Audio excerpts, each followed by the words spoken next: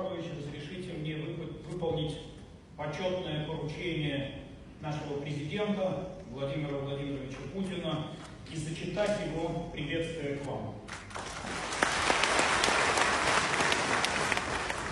Уважаемый Бадр Зурабович, примите сердечные поздравления по случаю вашего вступления в должность президента Республики Абхазия. Отношения между нашими странами развиваются в духе дружбы и союзничества. Рассчитываю, что ваша деятельность во главе государства будет способствовать их дальнейшему упрочнению. Братские народы России и Абхазии связаны общей историей. В Великой Отечественной войне особое неприходящее значение для нас имеет вклад абхазского народа, многонационального народа Абхазии в нашу общую победу.